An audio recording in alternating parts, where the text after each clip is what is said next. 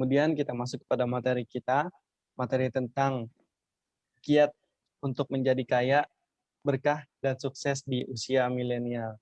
Yang insya Allah akan dibawakan langsung oleh Ustadz Hendra Khalid selaku motivator bisnis salah satunya. Kepada beliau dipersilahkan. Terima kasih. Assalamualaikum warahmatullahi wabarakatuh. Waalaikumsalam. Alhamdulillahirabbil alamin, assalatu wassalamu ala asyrafil anbiya'i wal mursalin wa ala alihi wa ashabihi ajmain, amma ba'du. Yang saya hormati guru saya, guru zakat ya, Pak Kus ya, senior, yang Masya Allah luar biasa ilmu beliau di bidang zakat. Siapa yang tidak kenal IMZ ya, jadi Masya Allah saya banyak lagi guru-guru besar seperti Prof. Dian ya, yang lain dan berbagai macamnya berguru dengan Pak Kus ini kalau bicara tentang zakat wakaf. Nah, alhamdulillah di MKH ini saya dipertemukan dengan Pak Kus, lalu Ustadz Zain, dan ada lagi yang lain, ada Rifat, ada Sisi, ada banyak nih ya, yang semuanya nih ya, ada adik saya, mahasiswa saya, makasih semua ya. Nah, alhamdulillah dengan senang hati, barakallah, bisa ketemu di acara ini. Nah, baik Bapak Ibu sekalian yang dirahmati Allah, mudah-mudahan Allah memberkahi. Nah, bagi sahabat-sahabat kita yang lagi tertimpa musibah bencana banjir dan lainnya, kita doakan mudah-mudahan Allah berikan kekuatan dan kesehatan. Nah, acara ini memang berbenturan dengan banyak acara di hari ini, tapi ala kulli hal pengusaha itu tetap harus berjalan ya, tidak boleh berhenti. Dia harus berjalan, bergerak terus-menerus. Nah, baik Bapak Ibu sekalian yang dirahmati Allah, tema kita di hari ini adalah tentang tentang kaya ya. Semua orang ingin kaya ya. Tapi kalau saya katakan 3 pada dasarnya ya. Yang pertama adalah sukses ya. Lalu yang kedua adalah bahagia. Lalu yang ketiga adalah berkah. Kira-kira pilih mana kira-kira di antara 3 itu? Cari uang itu untuk apa? Jesse, untuk apa, Jess? Pilih apa? Sukses, bahagia, atau berkah? Berkah. Apa, Jesse? Apa? Berkah ya. Nah, berkah. Berarti hebat, luar biasa karena sudah banyak belajar di Pak Hendra di kelas ya. Jadi berkah. Nah, kalau Rifat apa yang dipilih nih Rifat nih? Ya. Sukses, berkah, bahagia, atau berkah? Sukses dong. Tapi nggak bahagia, atau bahagia nggak sukses, atau gimana? Pilih mana nih? Kalau bahagia tapi nggak berkah, sama aja Pak. Oh gitu ya. Karena selalu mau ngapain sih kamu? Mau sukses. Mau ngapain sih? Mau ikut webinar ini mau ngapain? Gue mau sukses kira-kira gitu kan? Nggak ada bahagia, nggak ada berkah kira-kira gitu kan? Yang dicari selalu sukses kan? Mau ngapain sih kamu kuliah? Mau sukses. Mau apa sih sukses kira-kira gitu? Nah, ini tentu menjadi menarik. Nah, sukses indikatornya apa? Bertambah nilai kan? Nah, nilai ini kembali pada kaya kan? Jadi ini menjadi menarik. Ya. Jadi kalau kemarin, misal tahun kemarin punya aset, misalnya omsetnya misalnya 10 juta, tapi tahun ini 20 juta, berarti dia sukses. Karena nilainya bertambah, value-nya bertambah. Ya kan? Tapi kalau tahun lalu 10 juta, lalu tahun ini 5 juta, berarti dia nggak sukses karena nurun dari sisi value. Ya. Nah, ini tentu akan menjadi menarik. Lalu kedua adalah bahagia. Bahagia itu apa? Bahagia itu cuma ketenangan. Ada orang punya pendapatannya biasa-biasa aja, tapi kemudian hatinya bahagia. Ada nggak yang begitu? Ada. Ya kan? Jadi memberi itu, bersedekah itu, dari sisi value, dia berkurang loh. Orang punya uang 10.000, sedekahin 5.000, tinggal 5.000. Dari sisi value berkurang kan? Tapi kok bahagia ya, senang kira-kira gitu. Nah ini dilakukan oleh Utsman bin Affan, ya, Abdurrahman bin Auf yang mensedekahkan 700 onta dan berbagai macamnya itu. Jadi ini luar biasa kira-kira kan. Dari sisi value berkurang, tapi dari sisi kebahagiaannya bertambah. Kenapa? Yang dia harapkan dia sama dia ini berkah. Nah, apa itu berkah? Berkah itu nilainya bertambah, hatinya tenang. Ya. Jadi ini Masya Allah luar biasa. Ini yang dilukiskan dalam surah Ali Imran itu, orang yang sukses itu adalah orang yang didekatkan Allah ke surganya dan dijauhkan dari api nerakanya. Buat apa juga kemudian kalau dagang kemudian nambah-nambah masuk neraka kira-kira gitu kan. Jadi bisnis itu bukan persoalan untung dan rugi. Bisnis itu persoalan surga dan neraka, ya. Buat apa kemudian uangnya dapat kemudian nipu orang lain? Ngapain juga kira-kira kalau kemudian mengantarkan pada neraka? Buat apa juga kalau kemudian ya barang cacat dibilang bagus lalu kemudian sampai di rumah orangnya bilang, "Ya Allah, oh my God, kok begini ya? Sudah capek-capek ongkosnya sudah habis lalu kemudian sampai rumah dia kecewa, besok dia doain ya Allah." Nah, besok-besok dia nggak mau belanja sana. Dia bilang sama 10 temannya, akhirnya 10 temannya juga nggak mau belanja sana. Akhirnya apa yang terjadi? Loss juga, bangkrut juga kan. Jadi, hidup ini pada dasarnya kalau saya ditanya sama orang, "Apa sih yang dicari berkah?" Ingat lagu Wali itu apa? Hidup mencari berkah kan? Jadi hidupnya mencari berkah, bukan hidup mencari sukses. Nah, tapi kalau tema kita di hari ini adalah bicara tentang 3 kiat, sukses, kaya, bahagia, tapi saya tambahlah bahagia dan berkah lah kira-kira gitu ya. Oke, baik. Nah, kita sepakat dulu kira-kira, apa sih, mimpi kita, harapan kita, tujuan hidup kita. Baik. Nah, kalau begitu kita akan masuk pada apa yang kita inginkan di, hari ini. Bapak Ibu sekalian yang dirahmati Allah dan adik-adik sekalian yang, diberkahi Allah. Nah, tema kita adalah kiat menjadi pengusaha sukses, kaya, bahagia, dan berkah di usia milenial. Nah, usia milenial itu berapa ya kira-kira? Nanti kita akan, lihat. Nah, eee, di usia milenial itu adalah kalau kita perhatikan di usia milenial itu adalah, umur berapa ya? Nah, kita bisa lihat ternyata generasi milenial itu adalah yang dikatakan generasi milenial hari ini itu adalah generasi yang lahirnya pada tahun 1981 sampai 1996. Nah, kalau saya nggak masuk ini, karena saya sudah masuk di generasi ini, saya generasi Gen X ya gitu. Nah, kalau Rifat masuk mana nih kira-kira nih ya? Nah, gitu. Lalu kemudian ada generasi Z. Nah, ini 1997 sampai 2012. Nah, ternyata di Indonesia itu lebih banyak sekarang bukan generasi milenial lagi, generasi Gen Z ya. Nah, ini data sensus ya di tahun 2020 nih ya. Ini data terbaru ya. Jadi ini menunjukkan bahwa di Indonesia sekarang ini lebih banyak generasi Gen Z ya dibandingkan generasi milenial. Nah, ada lagi post Gen Z. Nah, itu. Nah, ini sudah generasi sudah tua ya. Nah, oleh karena itu kalau kita perhatikan sekarang gaya fundraising di Indonesia itu berubah dari gaya membidik baby boomer ini kepada generasi milenial. Generasi milenial ini duitnya nggak banyak-banyak amat kira-kira, tapi sedikit ya. Kalau sedikit 10.000 kali 10.000 kan sudah 100 miliar kan. Jadi bidikannya itu masya Allah ya. Jadi kalau 1.000 kali 200 juta itu uangnya udah masya Allah 200 miliaran berapa kira-kira gitu. Kalau setahun aja sudah 73 triliun, berapa puluh sekolah, berapa puluh madrasah bisa dibangun kira-kira. Nah, itu kita kembali. Nah, kita sepakat berarti generasi milenial atau generasi Gen Z ya. Jadi kaya di usia itu. Nah, kira-kira di usia berapa itu Pendra ya? Kita anggaplah mereka usianya sekitar 20-an atau 25 atau apa kira-kira gitu. Nah, baik, kita akan kembali pada tema kita di hari ini. Nah, Bapak Ibu sekalian yang dirahmati Allah, muda berusaha, tua masuk surga. Ada orang kemudian di usia muda dia tidak berusaha, tua susah, ya masih dagang aja kira-kira.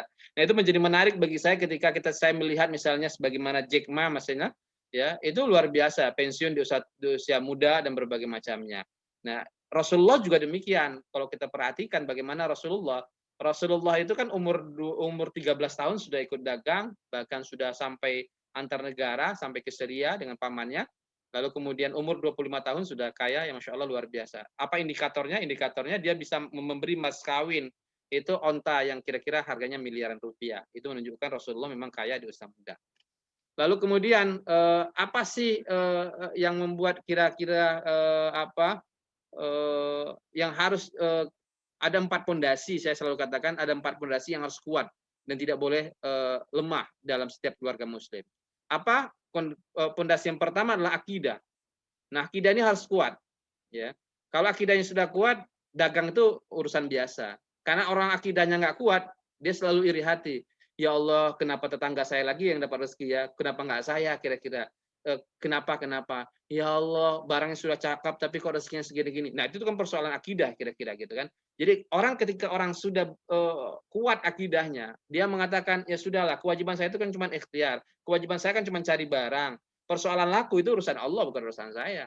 Ada barangnya cakep, saya beli kira-kira nggak laku-laku. Tapi ada barangnya saya bilang, ini biasa aja. Tapi itu yang duluan laku. Itu kan Allah. Ini akidah. Lalu kemudian harus kuat ibadahnya. Ya, jadi hampir rata-rata, kenapa kalau kita perhatikan ya, Rasulullah membangun pasar dekat Masjid Nabawi itu untuk para sahabat. Itu diantaranya adalah ketika sholat semua tinggalkan, ya, urusannya pada Allah semuanya. Jadi ini masya Allah luar biasa. Urusan sedekah itu masya Allah luar biasa, nggak usah ditanyakan para sahabat.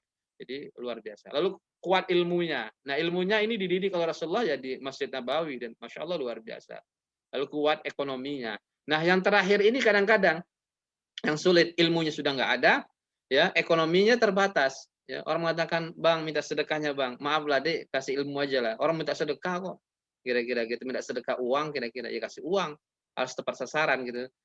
Ilmunya nggak ada, uangnya nggak ada, kasih senyuman aja lah hari ini ya, nggak tepat sasaran juga kira-kira gitu kan. Nah jadi sebagai seorang muslim yang ideal seperti Rasulullah dan para sahabat, akidahnya kuat, ibadahnya kuat, ilmunya kuat, ekonominya kuat. Nah ini yang saya bilang itu berkah itu.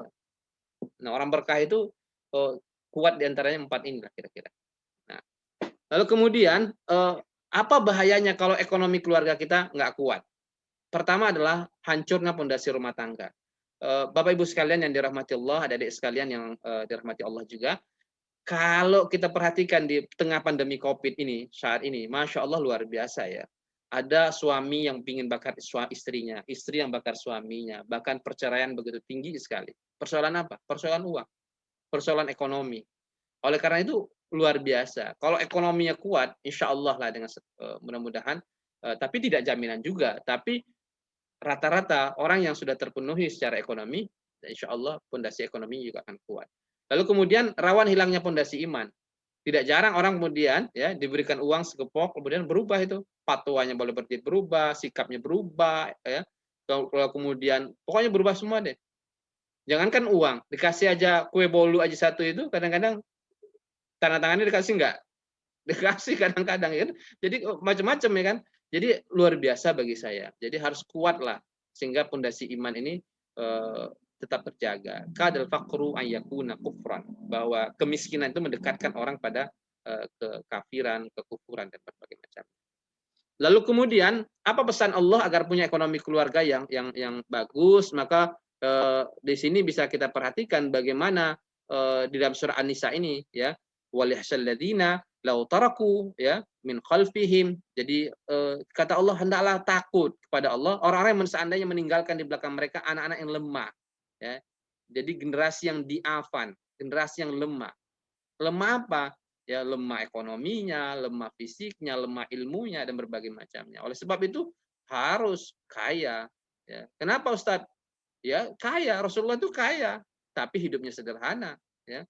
Abdurrahman bin Auf itu kaya tapi hidupnya sederhana. Utsman bin Affan itu kaya, hidupnya sederhana. Umar bin Khattab itu kaya. Abu Bakar As-Siddiq itu kaya. Bayangkan ketika hijrah itu Abu Bakar semua luar biasa sedekahnya untuk peristiwa hijrah. Jadi rata-rata kaya tapi gaya hidupnya sederhana. Lalu kemudian bagaimana cara membangun ketahanan ekonomi atau bagaimana cara kita membangun ekonomi keluarga ini? Ya bekerja atau berdagang. Jadi kalau suruh pilih bekerja atau berdagang.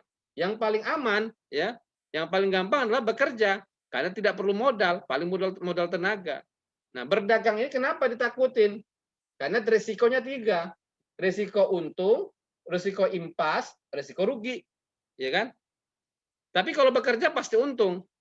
Nah, kenapa kemudian angka tingkat pencari kerja di Indonesia itu meningkat terus? Karena dia takut dengan 2 hal ini, takut impas, takut rugi. Ya. Jadi kalau mau aman ya sudah jadi pekerja. Nah, yang kedua berdagang ya, berdagang itu ya. Nah, coba kita buat sebuah stimulasi kira-kira beginilah kira-kira antara pekerja dan pebisnis dari sisi pendapatan. Pekerja pertama pekerja, anggaplah kalau kemudian 2 juta per bulan kali 12 bulan itu ekuivalen dengan 24 juta kali 10 tahun sekitar 240 juta. Maka dalam 20 tahun dia cuma baru punya uang sekitar 480 juta. Nah, kira-kira itu harus puasa dulu ya, puasa dulu, nggak makan, nggak minum di Jakarta, jadi ente bisa bayangin kira-kira gitu kan. Nah, Rata-rata saya tanya harga rumah di Ciputatnya aja rata-rata harga rumah sudah 500 jutaan. Berarti dalam jangka 20 tahun ya, tidak makan, tidak minum. Nanti harus puasa terus lah kira-kira gitu kan. Nah, jadi ini Masya Allah luar biasa. Lalu kalau pedagang ya, satu ya kita tidak usah, ini estimasinya agak besar nih, 10 juta kali 12 bulan ya. Kenapa 10 juta Pak Endra? Dari mana angka 10 juta? 10 juta itu gampang bagi saya. Ya, diasumsikan kalau cash flow pedagang itu ya, jadi ini. Kalau cash flow pedagang itu satu hari rata-rata adalah 1 juta. Seperti abang-abang cilok yang jual di depan kampus UIN, IKI dan banyak lagi kampus-kampus lain itu, ya cobalah anggaplah 1 juta cash flow-nya satu hari, maka ya keuntungannya 30%, berarti kan 300.000. 300.000 kali 30 hari, ya berapa Bapak Ibu sekalian? 9 juta. Ya, lebih besar dibandingkan UMR dan berbagai macamnya. Jadi ini Masya Allah luar biasa. Anggaplah 10 juta. 10 juta kali 12 bulan, 120 juta. Kali 10 tahun, 1,2 miliar. Coba berbanding berapa kira-kira? Siapa yang paling banyak sedekahnya? Siapa yang paling cepat bisa naik haji? Siapa yang bisa paling cepat bisa umroh? Siapa dan berbagai macamnya. Wajar kalau kemudian pedagang ini Masya Allah luar biasa dasarnya. Saya baru tahu ya, ternyata Kiai Haji Hasyim Asy'ari pendiri NU itu menurut Gus Solah almarhum itu luar biasa ya, menurut Gus Solah itu mengatakan bahwa Kiai Haji Hasyim Asy'ari itu kalau di hari Selasa dia libur. Libur artinya apa? Dia mengurus perusahaannya. Begitu juga dengan Kiai Haji Ahmad Dahlan ya, punya pabrik batik ya dan berbagai macamnya. Dan ini Masya Allah luar biasa. Nah, kebangkitan ekonomi syariah itu tentu dimulai daripada kebangkitan kaum pedagang. Kita masih ingat bagaimana Nahdlatul Tujjar, kebangkitan pedagang itu melahirkan Nahdlatul Ulama, kebangkitan para ulama. Kita kenal ada Syarikat Dagang Islam. Jadi luar biasa. Tidak ada kata kecuali kemudian ayo menjadi pedagang. Nah, jadi kalau dari sisi kalkulasi keuntungan, saya pikir lebih cepat dari sisi pedagang dibandingkan pekerja. Lalu kemudian apa alasan kita harus memilih menjadi pengusaha atau bisnis? Yang pertama, Allah halalkan dagang, Allah haramkan riba. Itu Al-Baqarah 275 ya. Lalu kenapa takut dagang dan suka nyimpan uang di bank dengan bunga? Nah, ini kan salah pada dasarnya. Ya. Wa akhallallahu al-bai' wa harrama riba. Lalu orang tanya, "Ustaz, sudah dokter ngapain dagang?" Saya bilang Allah halalkan jual beli, ya. Makan kayak Rasulullah, minum kayak Rasulullah, giliran dagang nggak punya dagangannya. Kira-kira 100% kayak Rasulullah nggak? Enggak sih. Ya kan? Ya kan masih ada yang kurang kira-kira gitu kan. Jadi ini Masya Allah luar biasa. Lalu yang kedua adalah cari untung atau laba. 9 dari 10 pintu rezeki itu dagang. Ya. 9 di antara 10 pintu rezeki dagang. 9-nya apa Pak Hendra? Ya laba, untung kan. Yang satu pintu rezekinya untuk pekerja apa? Namanya gaji. Gajinya nggak naik kalau kemudian ya majikannya tidak menaikkannya. Ya. Jadi demonya pada majikannya kan. Maka sering kita lihat demo dan berbagai macamnya. Tapi kalau pedagang demonya kepada Allah, bagaimana caranya? Dia hantemin sama sedekah ekstrim yang kegayanya siapa Mas Dewa dan berbagai macamnya itu kan. Jadi sedekah aja dihantam terus dan kemudian dengan demikian kenaikan keuntungannya berlipat. Lalu kemudian yang ketiga adalah ibadah. Nah, ibadah ini menjadi sangat penting. Saya sudah ceritakan tadi bagaimana kemudian di Al-Qur'an dikatakan dalam surat Thaha 132, wa'mur ahlaka bis-shalah wastabir. Perintahkanlah keluargamu untuk sholat dan bersabar ya. Lalu kemudian kamu tidak perlu tanya tentang rezeki deh ya. Nahnu, kami kasih rezeki. Tapi berkaitan tentang ini, kenapa kita harus menjadi pengusaha? Karena itu ibadah. Mencari rezeki itu ibadah. Bahkan di satu hadis dikatakan bahwa orang yang mencari nafkah untuk anak istrinya itu dianggap oleh Rasulullah fisabilillah. Bayangin, Rasulullah itu cuma mencium tangan, kira-kira cuma dua ya bagi saya, yaitu satu seorang yang bekerja memukul batu pada saat itu berusaha untuk mencari nafkah anaknya, itu dicium tangannya sama Rasulullah meskipun kasar. Itu penghargaan bahwa kita harus semangat untuk berusaha, ya, berjuang mencari nafkah itu. Lalu yang keempat adalah pekerjaan mulia. Nabi Muhammad dan 7 sahabat dijamin masuk surga, kulluhum tujjar, semua mereka pedagang. Ya. Ini kadang-kadang orang bilang, Ustadz, Rasulullah itu kan suka dengan orang miskin, dia sederhana. Iya, karena empati pada orang miskin. Tapi di sisi lain Rasulullah punya hadis. Apa hadisnya? Al-mu'min, mukmin yang kuat, khairun, lebih baik bandingkan mukmin yang dhaif. Kenapa Rasulullah bicara itu? Berarti kita harus kuat secara ekonomi. Ya. Ya wajar kalau kemudian Rasulullah empati juga kepada orang yang tidak punya. Ini namanya dakwah kan kira-kira gitu. Nah, lalu kemudian Khadijah, istri Rasulullah juga seorang pedagang. Ya, Rasulullah mengatakan mata pencarian apa yang baik seorang yang bekerja dengan tangannya dan setiap jual beli yang bersih. Nah, lalu yang kelima adalah bebas mengatur waktu. Kalau pedagang itu sederhana atau pengusaha itu sederhana, bebas ngatur waktunya, mau tidur tidur, mau makan makan, ya. Jadi luar biasa, berbeda dengan pekerja. Nah, inilah 10 sahabat Nabi yang dijamin masuk surga. Kita lihat ada Abdurrahman bin Auf yang Masya Allah luar biasa, ya, datang ke Madinah pada saat itu, hijrah sama Rasulullah, lalu kemudian ditawarkan oleh Sa'ad bin Rabi. Sa'ad bin Rabi itu adalah seorang yang kaya di Madinah, seorang sahabat Ansor, ya. Apa kata Sa'ad bin Rabi? Ya Abdurrahman bin Auf, ambillah sebagian dari hartaku ini, pilihlah kalau kau mau istriku ini, kira-kira. Kira-kira hari begini ada nggak orang yang mau ngasih hartanya? Ada nggak yang hari begini kira-kira orang mau ngasih istrinya? Nggak ada. Begitulah hebatnya. Orang baru kenal kan sahabat Ansor dengan kaum Muhajirin. Nah ini Masya Allah luar biasa. Karena apa? Karena ketaatan kepada Allah. Tapi apa jawabnya Abdurrahman bin Auf? Terima kasih sahabatku Sa'ad bin Rabi. Nggak usah repot-repot lah. Semoga Allah memberkahi hartamu. Semoga Allah memberkahi keluargamu. Tunjukkan di mana letaknya pasar. Akhirnya ditunjukkan namanya pasar Bani Qainuqah di situ. Nah, disitulah Abdurrahman bin Auf ya berdagang. Nah, kenapa kemudian Abdurrahman bin Auf nggak bilang mana saat barangnya sini anda jualin kira-kira gitu. Kalau kita kan gitu kalau disuruh orang dagang, mana barangnya bang? Sini anda jualin kira-kira gitu. Abdurrahman bin Auf nggak bilang gitu. Mana pasarnya? Kenapa harus bertanya di mana pasarnya? Karena dengan mengetahui pasar, berarti Abdurrahman bin Auf mengetahui apa yang dibutuhkan orang di pasar. Jadi Masya Allah luar biasa. Dengan mengetahui apa yang dibutuhkan orang di pasar, maka dia bisa menyiapkan barangnya. Dan ini Masya Allah luar biasa. Wajar kalau kemudian Abdurrahman bin Auf dikenal sebagai seorang sahabat Nabi yang kaya bukan karena mengemis, bukan karena minta-minta, tapi karena fighting spirit ini ya, mental bertarung ini. Lalu kemudian kita kenal juga ada Abu Bakar As-Siddiq, Umar bin Khattab, ya, Utsman dan berbagai macamnya. Nah, Bapak Ibu sekalian yang dirahmati Allah, lalu kemudian bagaimana cara memulai dagang? Cuman dua, saya selalu mengatakan jualan atau jualin ya. Jualan itu jualan barang atau jasa agar dapat untung. Ya. Sudah cari barang, jualan kira-kira gitu. Malu nggak? Nggak usah malu. Ya. Potong urat malu, gengsi, dan berbagai macamnya itu, maka kita akan bisa dagang. Saya sering kadang-kadang ketika awal-awal dagang, ya, kadang-kadang ketemu mahasiswa di angkot atau apa, ya, yang pernah saya ajar, malu nggak saya? Ya ngapain juga malu. Kadang-kadang mikul barang, malu nggak? Nggak usah malu. Kenapa harus malu?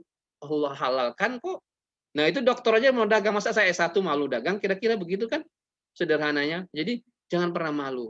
Para ulama saja berdagang. Saya masih ingat almarhum Syekh Ma'mun Zubair misalnya mengatakan, nak nanti kalau kamu jadi dosen, jadi guru, ya tetaplah berdagang. Saya juga pernah ketemu ulama besar Indonesia yang misalnya seperti Ki Ahsin misalnya pakar Al-Qur'an, dia pernah cerita dulu Ndra dia bilang ketika saya di Mekah itu ya pada saat dia belajar sana dia mengatakan ada seorang ulama pagi harinya dia berusaha ya di sore harinya dia mengajar. Ada sebuah ketenangan yang luar biasa. Jadi jualan. Yang kedua jualin. Ustadz aku nggak punya barangnya, gimana? Nah, jualin aja barang teman ya. Nanti dari situ pelan-pelan jualin barang teman ya. Habis itu nanti punya keuntungan nanti jual barang sendiri. Nah, saya pikir dari situ. Nah, terakhir, bagaimana cara cepat kaya di usia milenial? Nah, ini topik kita di hari ini.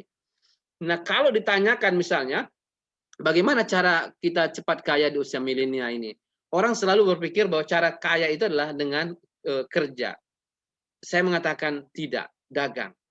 Ya, saya sudah bilang tadi kan asumsinya, saya bilang tidak. Kalau ente mau kaya, dagang bukan kerja. Ya, kerja kan sudah bisa kita hitung-hitung tadi. Anggaplah kalau gaji berapa 10 juta, bisa dihitung kan kira-kira. Tapi kalau dagang, Masya Allah luar biasa.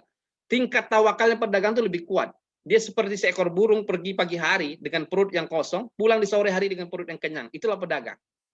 Sehingga tingkat tawakalnya pada Allah itu kuat. Ya. Kosong pagi hari, lihatlah burung ya. Pagi hari perutnya kosong, pulang sore hari perutnya kenyang. Begitu pedagang.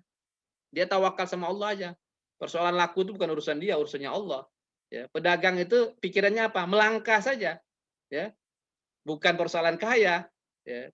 Tapi orang yang pekerja selalu dia bilang, berapa nanti duitnya? Berapa? Sudahlah. Kalau orang pedagang itu dia melangkah, bergerak.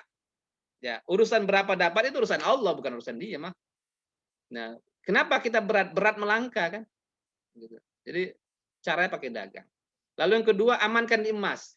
Nah, ini menjadi menarik bagi saya. Saya akan cerita nanti. Nah, yang pertama dagang tadi saya sudah ceritakan ya. Wajar kalau kemudian Rasulullah dan para sahabat itu lebih milih berdagang dibandingkan yang lainnya. Oke, lalu kemudian yang kedua amankan di emas. Kenapa harus amankan di emas? Ini menjadi menarik ya. Oke, emas adalah berapa harga rata-rata harga emas itu naiknya 20% loh per tahun ya. 20% per tahun. Ustadz, berapa bank Ustadz? Bank berapa bank? Ayo, kalau kita taruh uang kita di bank, maka kita cuma dapat imbalnya berapa? 7% ya. Itu deposito ya. 7% bagi 12 bulan, ekuivalen dengan 0,5%. 0,5%. 0,5% itu berapa Pak Indra? Berapa?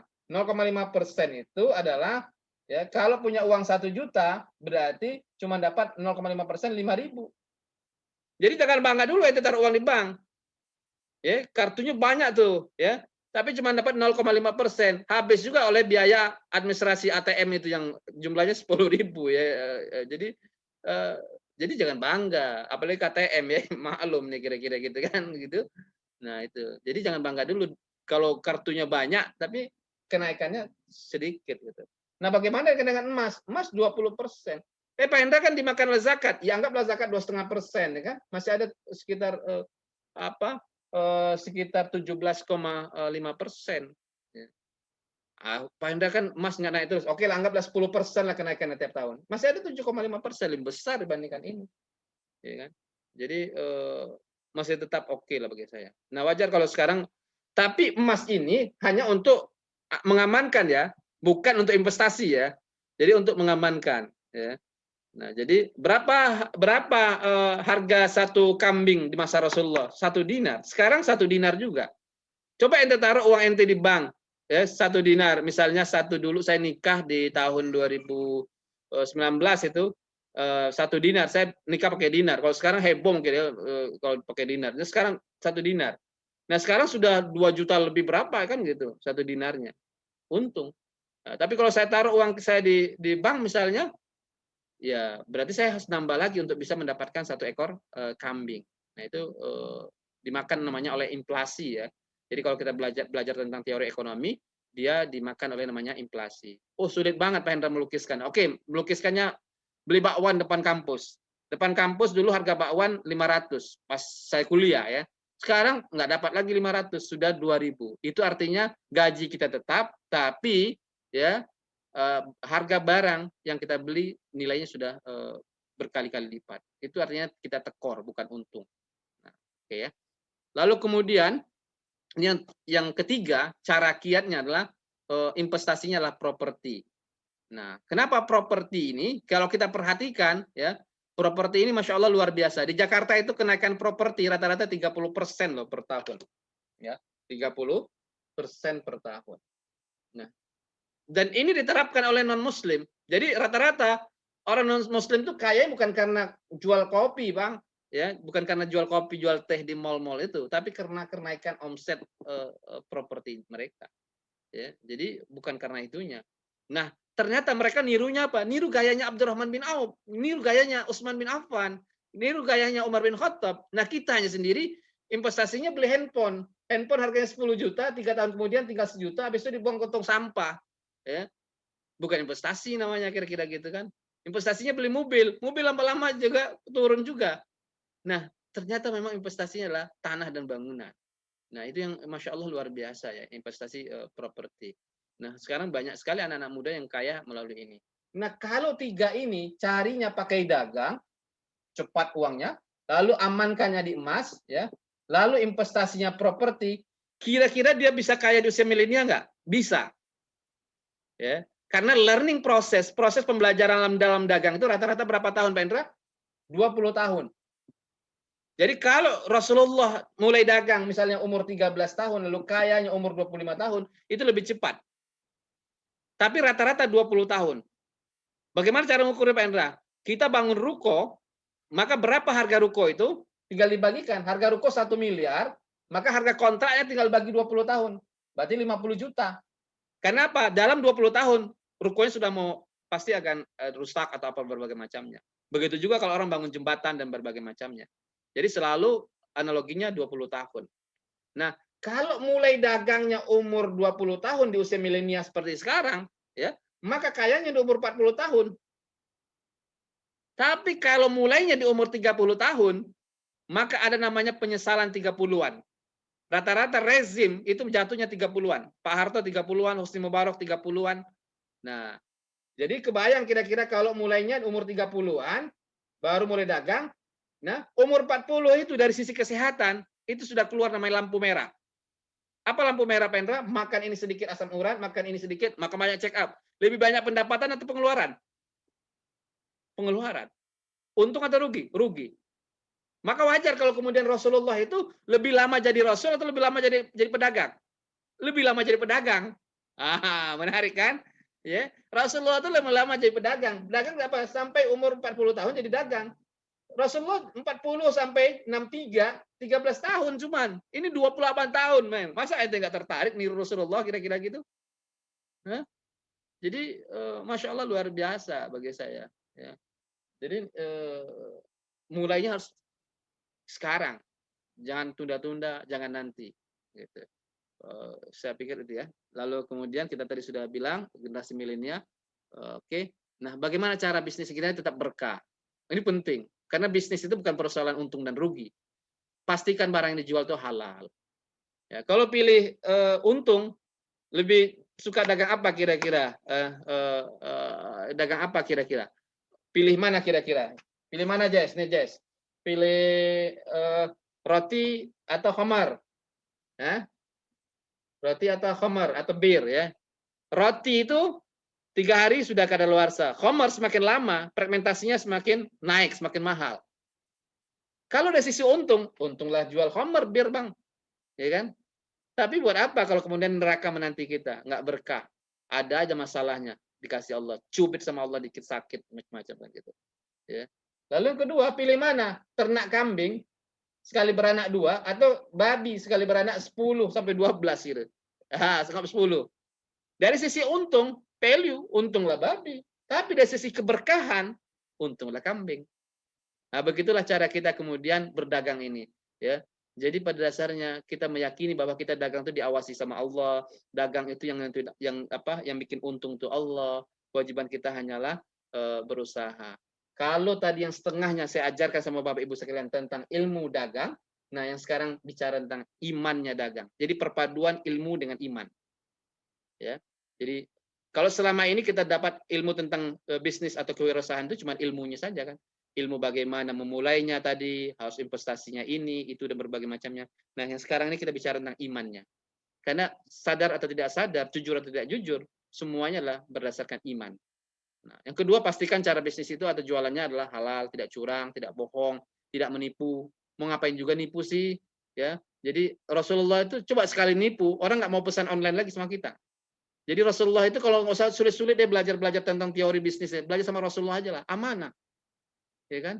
Patona, cerdas, gitu kan? Jadi Masya Allah luar biasa.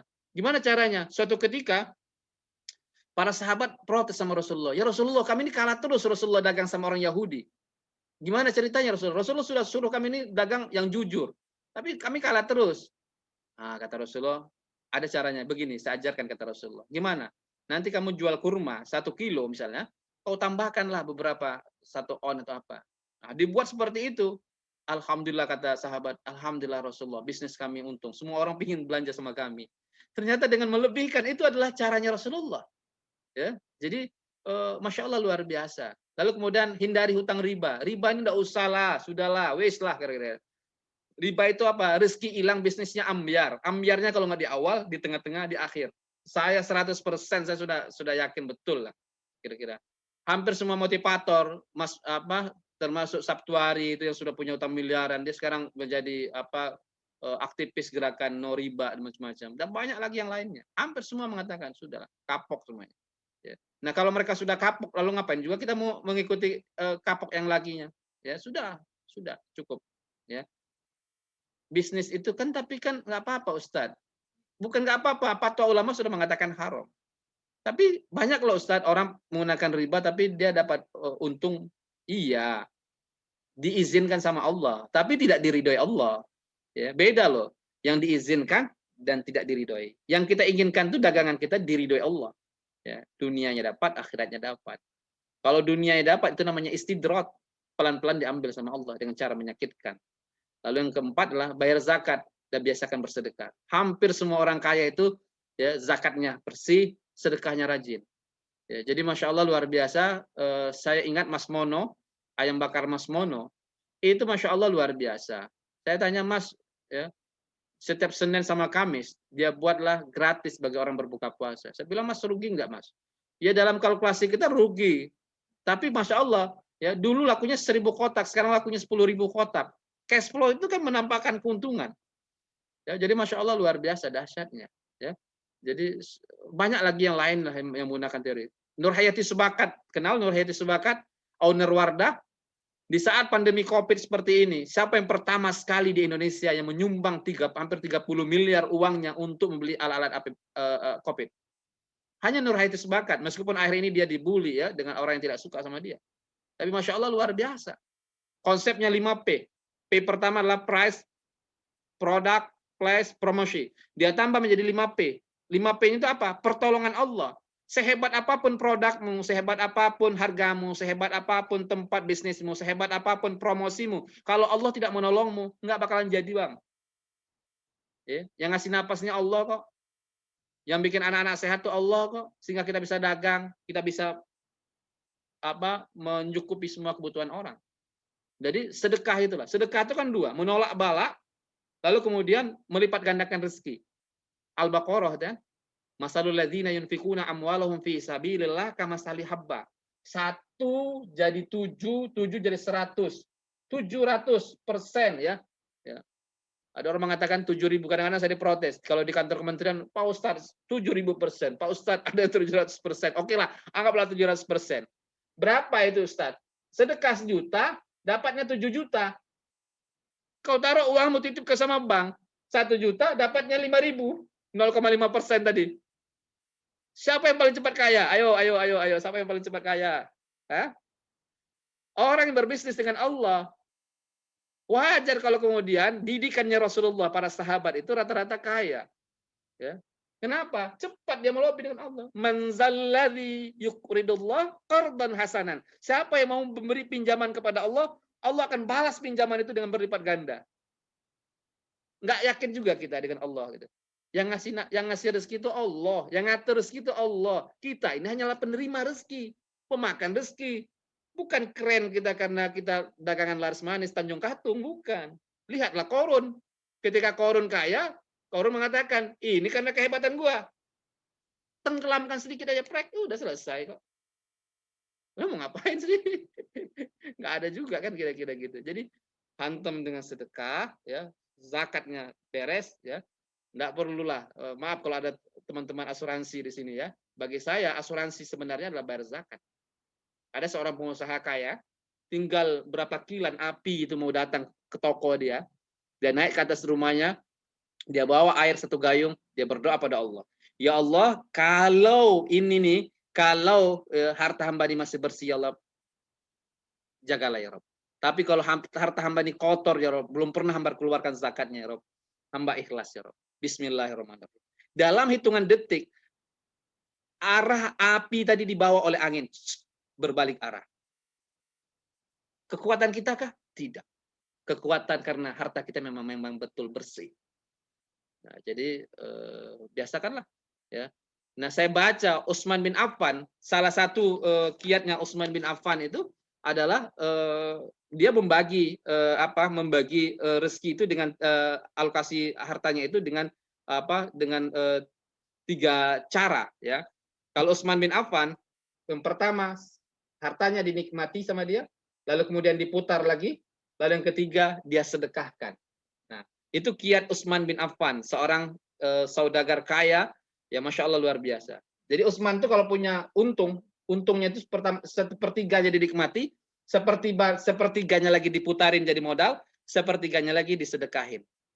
Nah, jangan juga ada kadang-kadang orang dagang nggak mau dinikmatin, tahu-tahu mati aja. Kasihan banget, capek-capek cari duit nggak dinikmati kira-kira. Sekali-kali jalan-jalan lah kira-kira, lihat besaran Allah. Ya. Habis itu diputarin. Kalau dinikmati semua nggak diputarin lagi, habis, wassalam, bangkrut bisnisnya. Tahu-tahu bangkrut.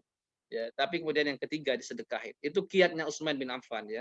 Jadi masya Allah. Nah kemudian biasakan menabung untuk berjaga-jaga dan investasi berikutnya. Jadi kaya itu bukan karena banyak bisnis ya, bukan karena banyak dagang. Kita kan fokusnya selalu apa? Fokusnya di mencari kan? Ya, kita fokus pada cari. Maka kita ingin punya banyak bisnis kan, 10 toko. Ternyata kaya itu bukan ditentukan oleh mencari ini, tapi ditentukan oleh mengelola. Ah, ini salahnya nih. Ya. Punya 10 toko, tapi mengelola hasil pendapatannya nggak bisa. Contoh, pendapatannya 100.000, pengeluarannya 150.000. Berarti tiap hari defisit 50.000. Nah, kalikan 30 hari. Nanti bisa bayangin, untung atau rugi? Rugi. Ternyata kaya itu tidak ditentukan dalam dagang ini mencarinya, tapi ditentukan bagaimana mengelolanya. Sehingga ada orang gaya hidupnya itu yang pertama adalah konsumsi, lalu kemudian tabung, lalu yang ketiga baru investasi. Nah, kalau kita baru punya bisnis, baru bisa konsumsi, berarti biasa-biasa dong. Lalu kemudian di atasnya lanjutkan tabung untuk berjaga-jaga. Lanjutkan lagi kalau punya uang jangka panjang lagi, baru investasi yang properti tadi. Nah, gitu. Jadi kalau hari ini punya pendapatan baru bisa untuk makan, ya biasa-biasa dong. Tapi kalau baru punya pendapatan bisa makan, bisa nabung, baru keren. Nah, kalau bisa makan, bisa nabung, bisa investasi, baru itu TOP BGT kira-kira. Top banget kira-kira kata anak muda sekarang gitu ya. Nah, oke, lalu biasakan menabung. Lalu yang terakhir adalah kerja keras, jangan malas. Rasulullah itu Masya Allah luar biasa, kerja keras ya. Jangan malas ya. Lalu kemudian sabar, pasti ada kemudahan dan keberuntungan. Ijhad wala taksal wala takun ghafilan. Bersungguh-sungguhlah, jangan bermalas-malas dan jangan berlenga-lenga. Anak-anak generasi milenial jangan berlenga-lenga. Fanadamatul uqba lima yatakassal. Penyesalan itu hanyalah bagi orang-orang yang malas-malas. Hasil itu tidak membohongi usaha ya. Jadi hasil itu sesuai dengan usaha dan semangat kita. Tapi jangan sampai kemudian kerja keras tapi lupa Allah. Jangan. Kan kita iman sama ilmu tadi kan? Kita sudah sepakat ya, cari dagangnya pakai iman dan ilmu. Imannya yakin bahwa Allah yang ngatur rezeki, Allah yang ngasih rezeki, ilmunya harus tadi, ilmu bagaimana investasi dan berbagai macamnya. The last terakhir, lobby Allah biar bisnisnya berkah. Ini saya lakukan terus 3 ya. Ya teluna kitab Allah, rajin baca Al-Qur'an, aqamus shalah, rajin salat. Di mana Ustaz dalilnya aqamus shalah itu? Toha, surat Toha 132 ya. Wa'mur ahlaka bis shalah, perintahkan keluargamu untuk salat, bersabarlah. Kamu tidak perlu tanya tentang rezeki, kami kasih rezeki, kasih kesempatan karyawanmu salat. Nah, ini menarik bagi saya. Kisah Mas Budi Harta. Pernah dengar kita Mas Budi Harta? Seorang pemilik baja. Dulu dia tukang las keliling. Ini saya lagi menunggu dengan Mas Budi untuk Zoom ini, masih mencari waktu terus nih. Ya. Mas Budi Harta itu kalau Bapak Ibu sekalian perhatikan, mobil warna hijau lewat di tol-tol di Jakarta ini, ya, karena pabriknya di Cikarang sana. Ya, itu tulisannya apa di mobilnya? Utamakan sholat dan selamat. Utamakan sholat dan selamat. Tempat yang terbaik di pabriknya itu adalah tempat sholat.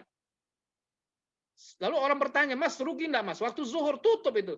Kalau itu hitungan bisnis rugi. Tapi dia bilang, Masya Allah rezeki saya bertambah. Ya, yang membangun pabrik, bandara terbaru Jogja Kulon Progo itu. Di antaranya Mas Budi, ya, Palembang dan berbagai macamnya itu.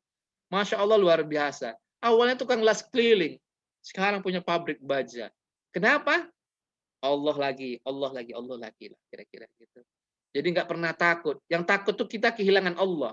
Ya, kalau kehilangan konsumen, kalau Allah mau gampang semuanya. Ya, jadi jangan tinggalkan Allah, karena ketika engkau meninggalkan Allah, kau akan kehilangan segala-galanya dari Allah. Tapi ketika engkau dekat dengan Allah, kau akan dapat segala-galanya dari Allah. Nah inilah kuncinya itu, cari akhirat, dunia dapat. Tapi cari dunia, akhirat belum tentu dapat. Sama dulu di awal-awal, namanya anak muda generasi milenial saya dulu, ya, saya dihadapkan pada dua. Satu mau khutbah, satu mau cari barang. Aduh, cari barang khutbahnya nanti deh, maaf sibuk kira-kira gitu. Tahu nggak yang terjadi? Yang terjadi ban mobil saya pecah di jalan tol, macet. Waduh, ya Allah, sengsaranya hidup. Saya bilang, ya sudahlah, besok-besok kalau ada orang minta untuk Allah, untuk agama, saya bilang, dunia, no dulu, stop dulu. Allah lagi, Allah lagi. Apa yang terjadi kemudian ketika saya mendahulukan Allah, yang semuanya yang lainnya insya Allah mudah dan gampang. Jadi kalau kau dihadapkan pada dua urusan, maka Allah lagi, Allah lagi. Lalu yang ketiga, berarti kalau di Tanah Abang sekarang saya perhatikan tuh ya, banyak tuh. Sekarang kalau lagi zuhur misalnya, dia tinggal taruh kursi gitu di atas barang-barangnya, maaf lagi sholat. Wah, itu keren banget. Lalu yang terakhir adalah sedekah. Sedekah tadi saya sudah bahas, dahsyat sedekah. Hantamlah. Saya masih ingat dulu sedekah 5.000 dikasih Allah sekian. Hantam lagi dengan sedekah 10.000 dikasih Allah sekian. Hantam lagi. Jadi beranikan diri untuk bersedekah dulu, ya, maka Allah akan memberi lebih banyak. Jangan menunggu kaya dulu baru bersedekah. Sedekahlah, maka pasti Anda akan kaya. Dan itu Masya Allah luar biasa. Jadi lobby Allah. Saya pikir itu kita akan berdiskusi atau bertanya. Saya pikir di kelas ini ada banyak pengusaha juga. Motivator itu bukan berarti dia kaya, motivator itu bukan berarti dia sukses. Jadi boleh jadi di kelas ini ada juga banyak motivator, ada pengusaha. Dan saya senang sekali ketemu dengan Bapak Ibu sekalian dan mudah-mudahan bisa bermanfaat lah. Baik, silakan. Saya pikir itu mungkin nanti kita bisa berbagi juga. Ada banyak saya perhatikan di tempat ini pengusaha-pengusaha hebat. Silakan. Saya pikir itu. Wah, ada Ustazah Khairia juga, Akhlan, Ustazah Khairia, nah ada dan ada banyak juga yang lain. Ustazah Khairia ini adalah kepala sekolah MI Bait Qur'ani. Syukran Ustazah. Ada banyak juga yang lain. Makasih. Dipersilakan jika ada yang ditanyakan kepada para peserta yang hadir. Mungkin Abang Widi ini mau menanyakan, ini pengusaha baru seperti ini. Nama saya Widi Brahmanto. Terima kasih atas pemaparannya Bapak Dr. Hendra Khalid, atas penjelasannya yang sangat memotivasi saya. Saya ingin bertanya Pak, sebelumnya saya ini sudah mulai berdagang di bisnis F&B, kurang lebih baru jalan 2 bulan Pak. Saya ingin bertanya, bagaimana sih Pak untuk meningkatkan tawakal kita kepada Allah? Seringkali kadang saya sudah ingin berusaha, saya sudah mengaji, saya sudah bersedekah, tapi kadang saya merasa suudzon, buruk sangka kepada Allah. Bagaimana sih Pak untuk meningkatkan tawakal kita agar yakin kepada Allah? Gitu Pak. Terima kasih. Oh, berat juga pertanyaannya ya. Tawakal. Gimana tawakal? Tawakal itu kan bergantung pada Allah. Mau dengar nggak cerita saya, Mas Widi? Ada suami istri. Iya boleh Sering saya Pak. ceritakan di TPRI atau sering saya ceritakan di radio, ya. Nah, ada suami istri pedagang buah. Nah, pagi-pagi istrinya ini membersihkanlah buah-buahannya tadi, lalu kemudian dia bawalah ke pasar gitu kan. Dia bilang sama suaminya, "Bang, pergilah Bang ke pasar Bang, dagang Bang." Sampai di pasar, di situ ada banyak pedagang buah, ada A, B, C dan berbagai macamnya. Nah, singkat cerita tidak ada satupun buahnya laku. Lalu dia pulang ke rumah. Ketika pulang ke rumah disambut sama istrinya dengan senyuman, lalu kemudian istrinya mengatakan, gimana Bang dagangan kita hari ini? Apa jawab suaminya? Alhamdulillah Dek, tidak ada satupun yang laku hari ini. Kira-kira istrinya yang sudah semangat tadi kira-kira marah atau tidak, Widi? Marah kan? Kalau dia nggak belajar ekonomi syariah, nggak belajar ilmu tentang tawakal, pasti dia marah. Ya Allah, Bang, saya sudah pagi-pagi rapin, Bang, kok nggak ada yang laku satupun, Bang, nggak bawa uang hari ini, Bang, kira-kira gitu. Nah, apa yang terjadi kemudian?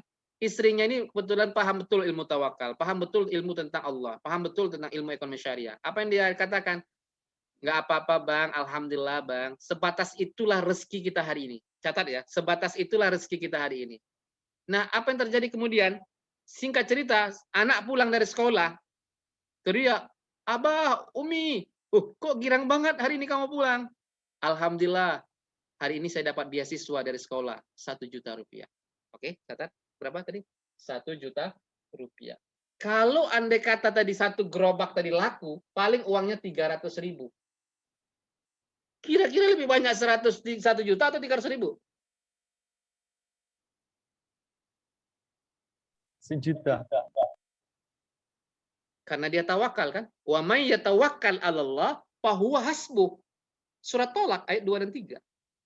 Barang siapa bertawakal kepada Allah, maka aku cukupkan. Sehingga Rasulullah selalu melukiskan tawakal itu seperti seekor burung pergi di pagi hari dengan perut yang kosong, pulang di sore hari dengan perut yang kenyang. Apa modalnya burung? Modal burung cuma paruh, ketuk, ketuk, ketuk, bisa kenyang. Modalnya manusia apa? Punya tangan yang komplit, mata yang komplit, kaki yang komplit, semuanya sempurna. Masa nggak bisa kaya? Lalu salah siapa?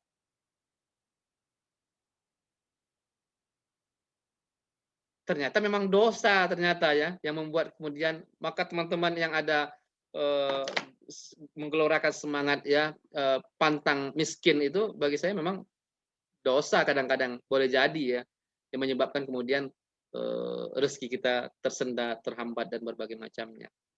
Jadi kalau kemudian kita bertakwa, wa may tawakkal 'alallah fahuwa hasbuh, Allah cukupkan. Tawakal itu apa? Yakin betul bahwa Allah yang ngasih rezeki, Allah yang ngatur rezeki. Tapi wajar juga kadang-kadang Allah uji juga kira-kira. Saya punya teman Ustadz Ketua Masjid Cengho di Surabaya. Ya, dia bilang saya sudah sedekah loh, Tat.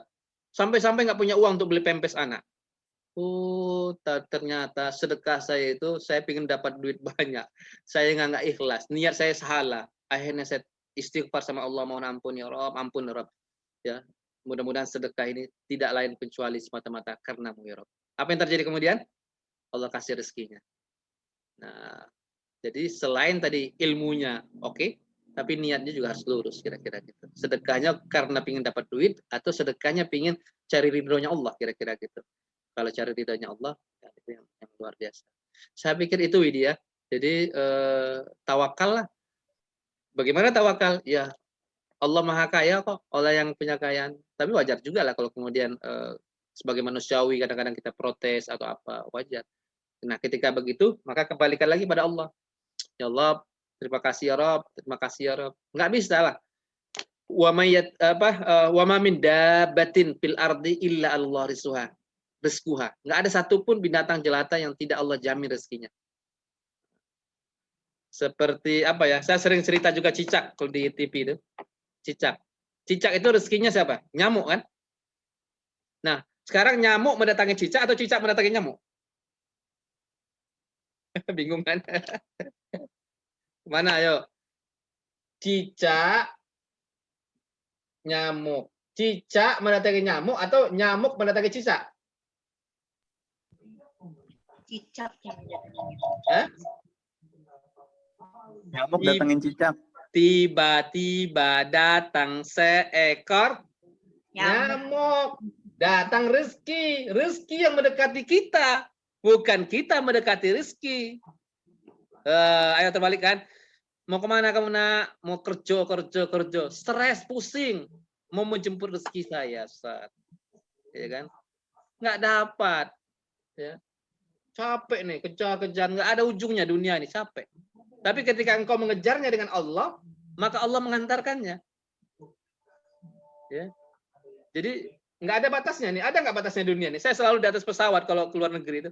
Saya melihat nggak ada ujungnya ya. Ujungnya cuma apa?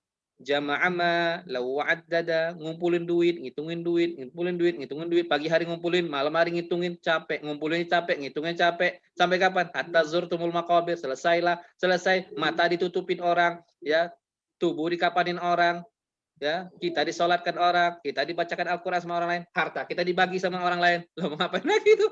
Apa yang kita happy kan nggak ada kan? Duit capek-capek dibagikan sama orang menjadi harta waris. Yang keren itulah ketika mencarinya mendekat pada Allah dan tawakal pada Allah. Jadi ketika kita tahu ilmu tentang rezeki itu, iman, itu namanya tauhid tadi kan. Ya, jadi nggak capek lah.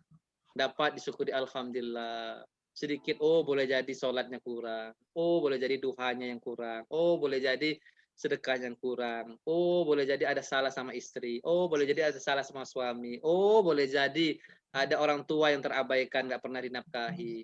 Nah gitu aja sih koreksinya sih. Jadi saya pikir itu ya. Wallahu a'lam.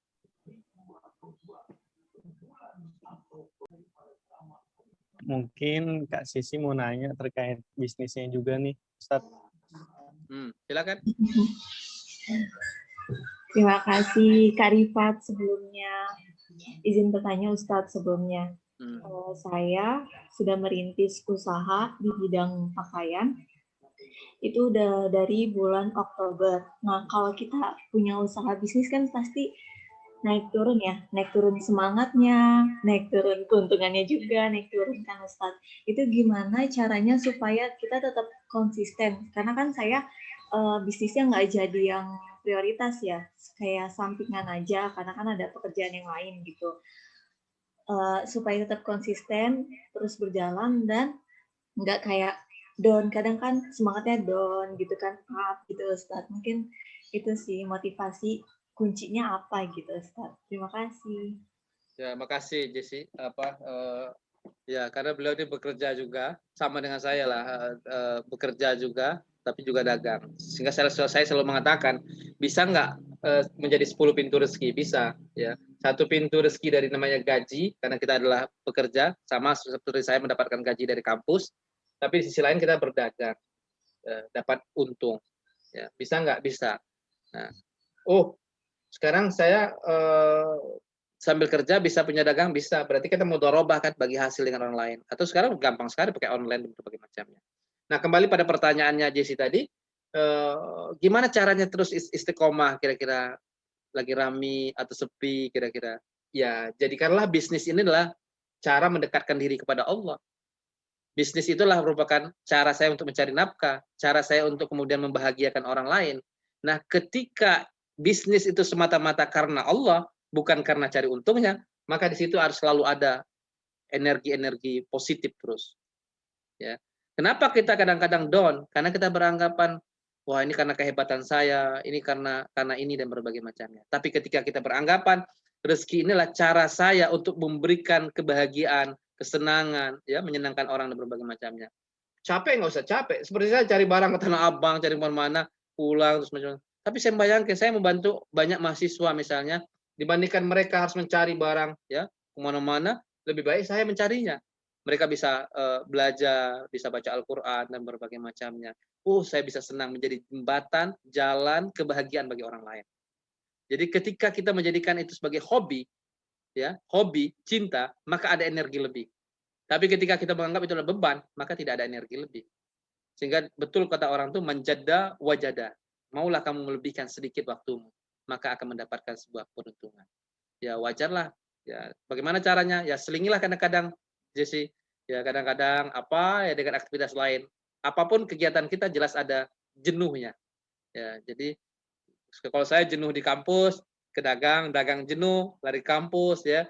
Jenuh juga lari ke dakwah, ya, kadang-kadang cuap-cuap di radio, di apa gitu, di TV gitu. Jadi memang ada titik jenuhnya, ya wajarlah. Tapi saya pikir kalau dagang itu kita anggap sebagai sebuah ibadah, insya Allah di situ ada energi lebih lah kira-kira. Saya pikir itu, Jess. Terima kasih Ustadz. Apaan sama-sama. Bu Huria apa nih? Ustazah Huria ini apa nih? Ini juga dagang juga nih Ustazah Huria, sambil bekerja sambil dagang. Iya Ustadz. Assalamualaikum Ustadz. Assalamualaikum warahmatullahi wabarakatuh. Iya nih karena lagi baru ikutan bisnis ya, insya Allah sih bisnisnya halalan thayyiban gitu. Artinya bagaimana cara untuk membagi waktunya, karena kan memang saya juga tidak harus selalu disibukkan dengan bisnis itu, tapi ada pekerjaan yang lain yang harus saya selesaikan juga. Bagaimana caranya Ustadz? Bagaimana kiat-kiatnya juga? Ya, makasih Ustazah Heria. Ustazah Heria ini memang satu sisi sebagai profesional, gitu, tapi di sisi lain ingin mengikuti cara Rasulullah untuk berdagang juga. Nah, sama saya, Jesse, Ustazah Heria, ya, ada banyak lagi mungkin yang lainnya di ruang Zoom ini. Ya rata-rata adalah pekerja profesional, tapi kemudian ingin meneladani gaya hidup Rasulullah berdagang. Nah, bagaimana caranya? Ya kita punya waktu kan 24 jam sama kan? Ya, setiap kita kan punya waktu 24 jam. Tapi bagaimana kemudian kita punya waktu lah. Umpama kita punya rutinitas dari pagi sampai siang kita mengajar misalnya kan.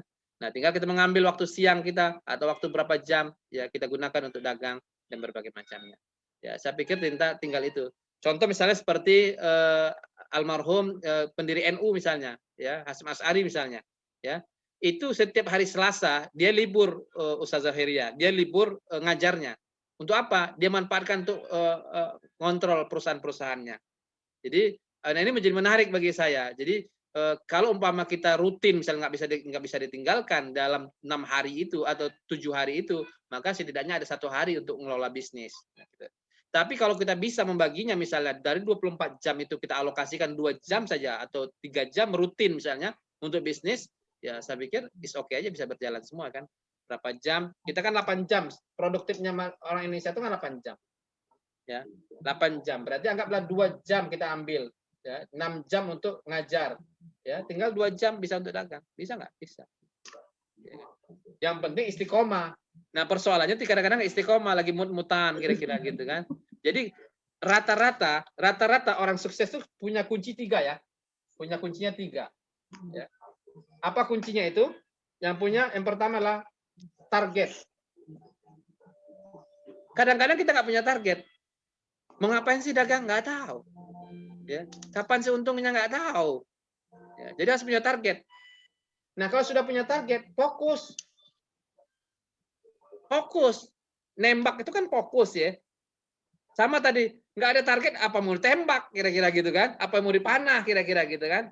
Jadi untuk memanah itu harus ada targetnya. Targetnya tahun ini 10 juta. Harus ada target. Dapat 5 juta ya alhamdulillah. Dapat 20 juta ya alhamdulillah, berarti kan lebih kan kira-kira gitu kan. Harus ada target. Ya. Lalu kemudian fokus. Fokus tuh harus fokus ya. Buat tadi 2 jam, misalnya punya 8 jam ya, 6 jam ngajar ya.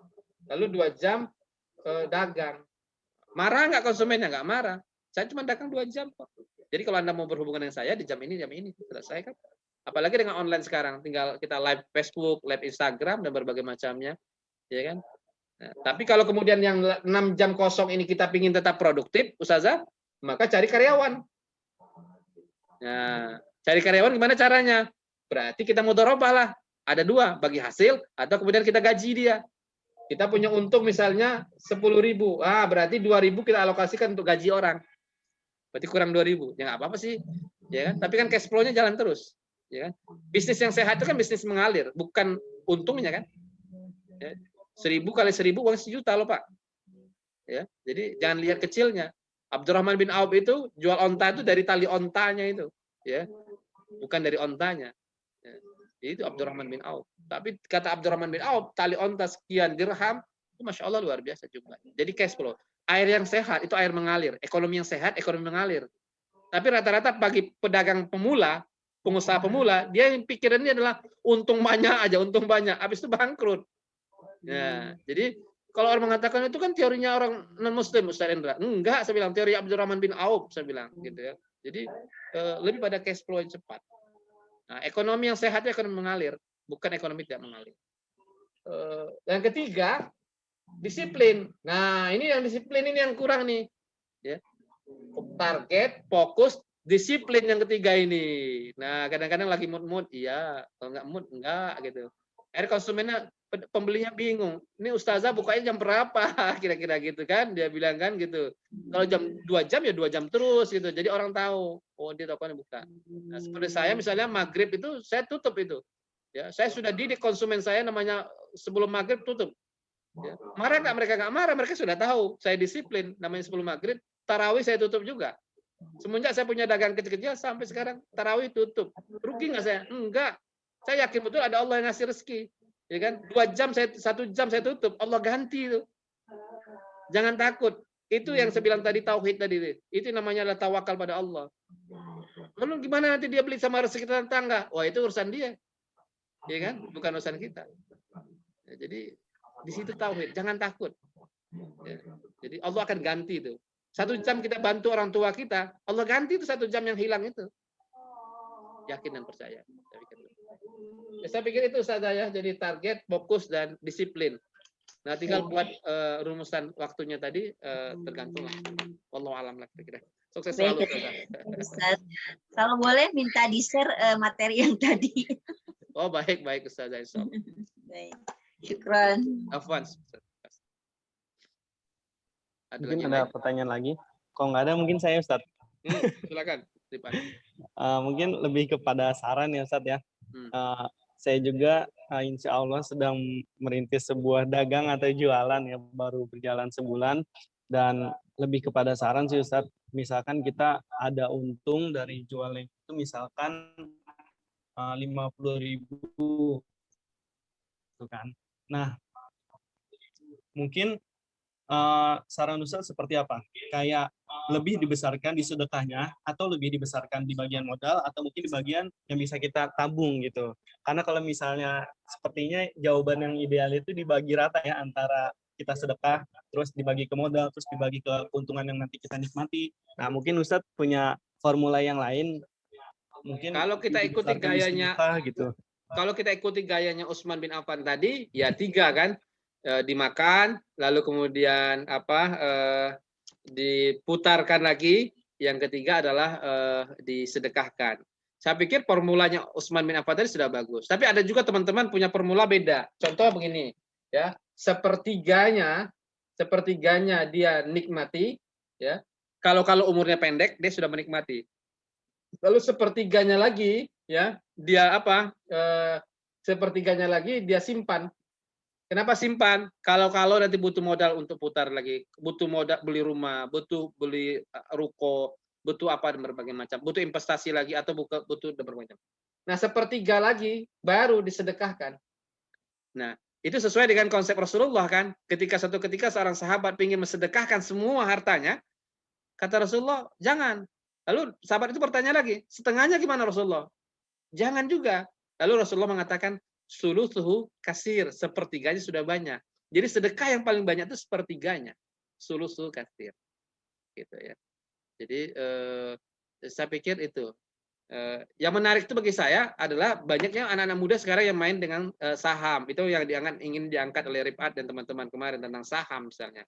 Nah, kalau saham itu bagi saya kembali pada teori tadi, ya. Kalau sahamnya kalau kemudian dari hutang, bagi saya nggak cocok, ya. Karena yang dikatakan investasi tadi, kalau punya uang konsumsinya sudah bagus, lalu kemudian tabungannya sudah bagus, baru dia investasi, ya kan? Nah, investasi ini bisa macam-macam kan? Bisa investasi di sektor keuangan, bisa investasi di sektor real. Saya termasuk orang yang pro sektor real dibandingkan sektor keuangan. Kenapa? Ya, sektor keuangan tuh gampang masuknya, gampang keluarnya. Jadi pada dasarnya fondasi ekonomi yang bagus itu ekonomi yang sektor realnya. Real itu apa? Produksi barang dan berbagai macamnya. Gitu ya. Jadi kekuatan ekonomi Indonesia dan banyak negara semestinya harus pada sektor real. Dan itu dilakukan oleh Rasulullah dan para sahabat kira-kira gitu. Gitu. Makasih. Mungkin ada lagi dari kawan-kawan yang ingin Iwan ditanyakan. tuh mau tanya itu apa tuh? Iwan Setiawan. Ya, silakan. Suaranya nggak ada.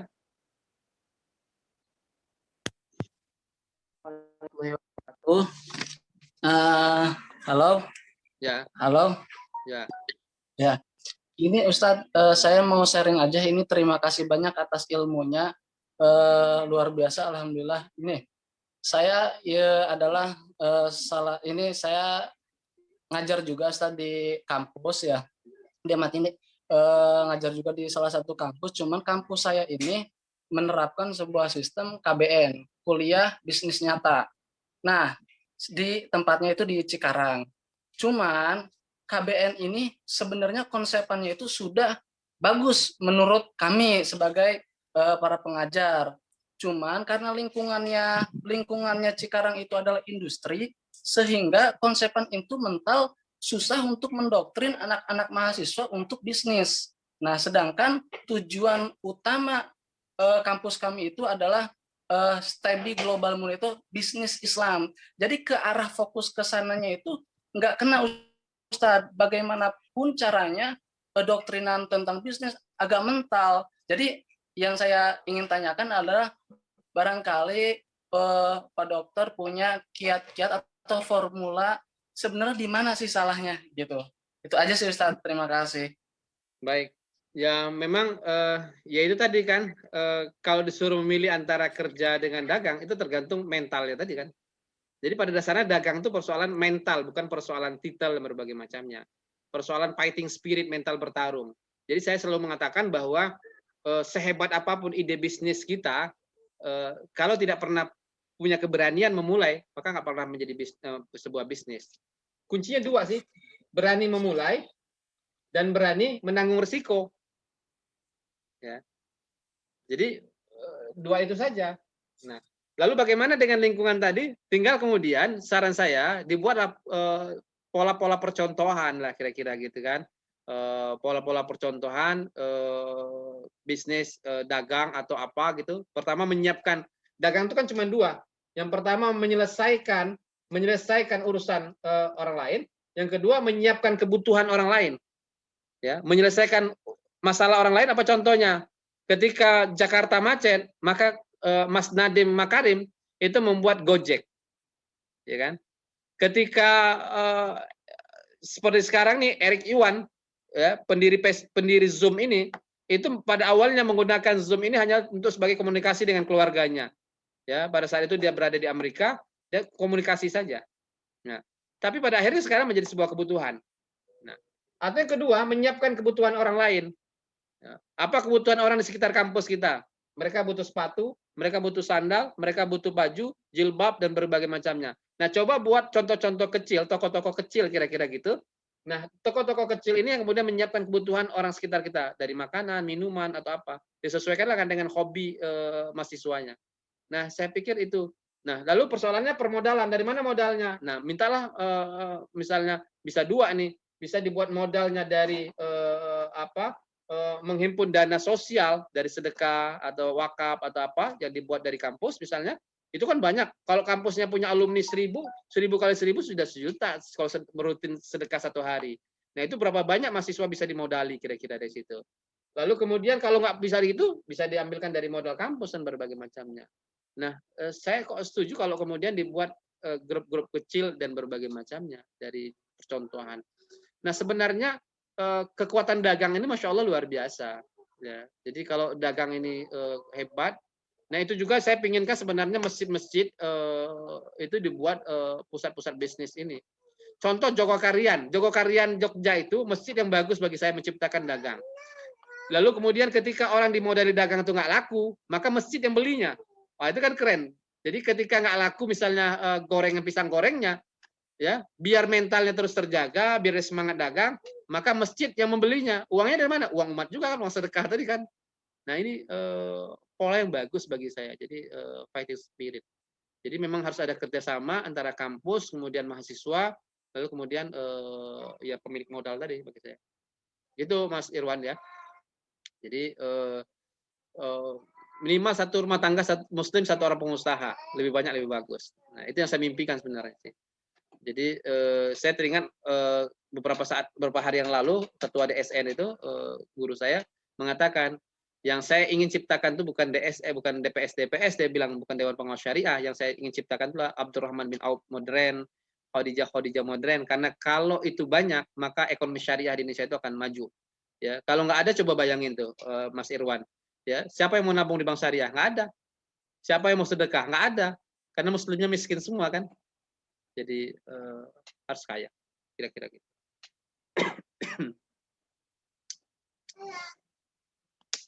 Silakan.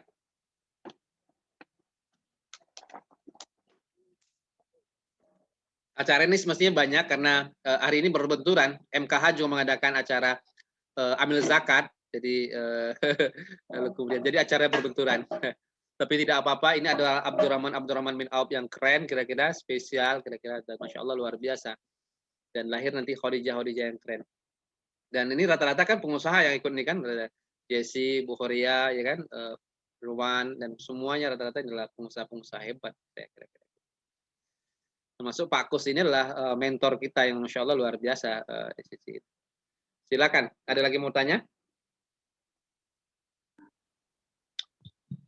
Dipersilahkan yang ingin mau menanyakan lagi.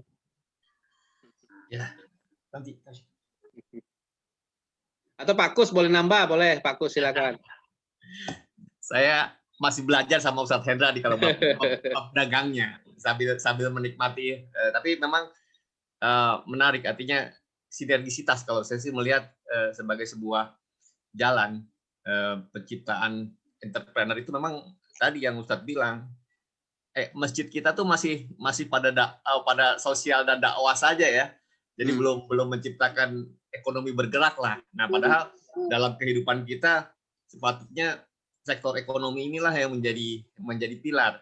Nah, ini yang saya coba bayangkan, memang garapan kita Ustadz di MKH inilah yang kita akan menciptakan Abdurrahman bin Auf ya. Artinya disitulah yang menjadi ranah kita bersama gitu.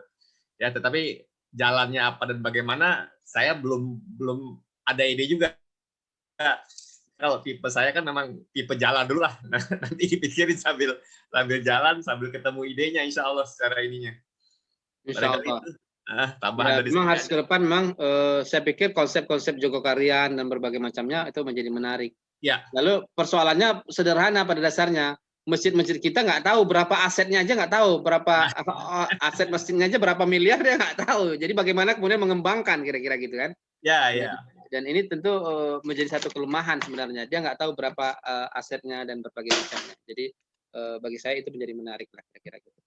Sama jamaah rutin. Artinya kalau di lembaga zakat ada apa musaki yang tetap, sama masjid pun saya pikir sama kan, ada jamaah rutin ya.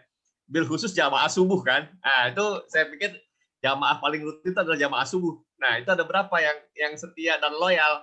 Nah, itu yang harus kita data gitu ya. Nah, kita cari role model masjid mana nih Ustadz. Jadi kita bisa kembangkan nih di Ciputat aja. Kalau Ustadz di Legoso itu saya pikir bisa jadi role model itu. Insya Allah lah. Ya. Insya Allah. Baik itu. Ada lagi yang lain? Cukup kali ya? Dan yang paling penting adalah action lagi gitu ya. Jadi boleh belajar ilmu tentang renang, tapi syarat untuk bisa menikmati berenang harus terjun ke kolam renang. Ya, jadi silakanlah baca gaya kodok begini, gaya ini begini dari Ustaz Hendra, dari Pak Kus, tapi syarat untuk bisa merasakan nikmatnya berenang harus terjun ke kolam renang. Untuk bisa merasakan nikmatnya berdagang, ya harus punya dagangannya. Nah, caranya cuma dua tadi kan, jualan atau jualin. Nah, bisa jual barangnya sendiri atau jualin barang teman. Jadi bagi saya dua itu saja pada dasarnya. Lalu hilangkan dua kata ini, nanti dan tapi. Ya, nantilah Ustadz, tunggu nanti semester 5, nanti semester 7, nanti S2, nanti S3, nanti sudah selesai hidup di dunia. Ya. Atau yang kedua, hilangkan kata-kata tapi. Tapi apa kata orang? Saya kan Ustadz, nanti dagang apa kata orang? Sudahlah, nggak usah cuekin aja lah, kita bilang itu. Ya, saya pun di TV, di radio, saya nggak pernah malu kok dagang, cuekin aja lah. Ya, oh itu Ustadz kita, ya nggak apa-apa, malah ketemu kan kira-kira kan gitu. Jadi cuekin aja lah kok, ya kan. Jadi ketika kita masih malu, nah pada saat itu kita nggak bisa sukses, nggak bisa dagang.